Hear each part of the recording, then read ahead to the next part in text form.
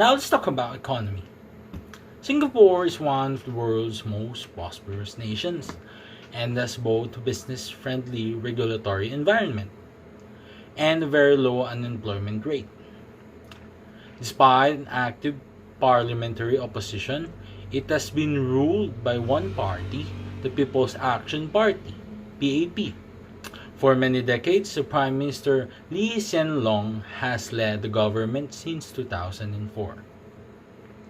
and has suggested a near-term leadership transition.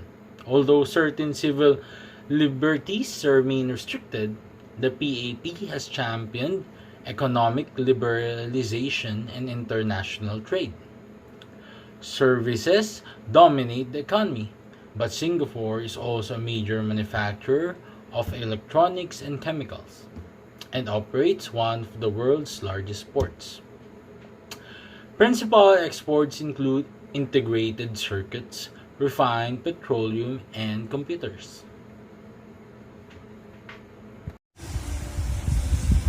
Singaporeans often attribute social behavior and characteristics that extend beyond religious or cultural custom to people race as well.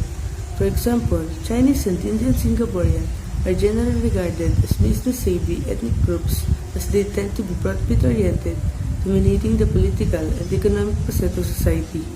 The Malay population are often considered to be less economically competitive and more content with making ends meet. Socially organized to a degree by ethnicity, Singaporeans don't consider entitlement to be inheritable to family or ethnicity. They like to think of their culture as meritocratic, where people aren't privileged over others due to their background. It is acknowledged that those who are academically qualified or well educated loosely constitute an upper class. But status is thought to be merit based as a result of work ethic.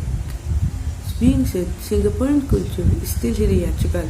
Interactions between people are tiered as a result of Chinese influences. The Confucian way of thinking put emphasis on the importance of healthy human interaction by promoting the idea that relationships between people should be unequal with defined hierarchical rules. Livability. Singapore is considered as the most livable country in the world for 15 consecutive years because of three main reasons. 1. Superior infrastructure. When Singapore gained its independence, it inherited a superior infrastructure and a well-developed transport network through its many efforts and investments. Singapore consists of a network of 3,122 kilometers of highways. Investing in public transport in the form of a mass transit system and restricting private car usage to reduce air pollution.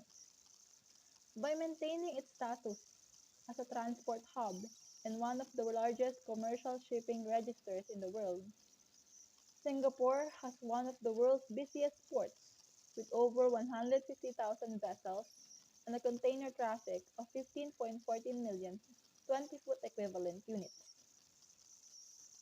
2. Low pollution. To this day, Singapore benefits from better air quality than their neighboring Asian countries. The country's Pollutant Standard Index or PSI has been maintained between the good and moderate range since 2019. Through an integrated urban and industrial planning strategy, these measures to ensure the air quality maintains a good ranking despite Singapore's dense urban landscape and large industrial bases. 3. Large expatriate communities. Singapore has always been a haven for expatriates to relocate. Due to the country's diverse culture, safety, and modern amenities, while it can be expensive, Singapore has proven time and again to have everything relocators are looking for. Hence the thriving expatriate communities in Singapore. Environment.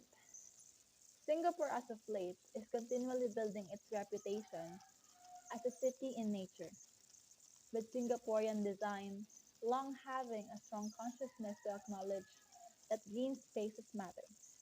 Urban planners and architects alike have taken a conscientious decision to weave in nature throughout the city as it continues to uproot new buildings and developments, incorporating the implementation of plant life in any form, whether it be through green roofs, cascades, cascading vertical gardens or verdant walls. Singapore is already leading the way in efforts to create a greener urban environment, and whilst its initiative to Green Singapore was originally focused on giving the city-state a distinct and intentionally desirable image. Today, this approach is praised for its ability to tackle issues surrounding urban heat, assist with sustainable water management, and improve biodiversity in the city. Several projects have been implemented to continue dealing with these raising issues and providing sustainable design solutions to further the greening of the city.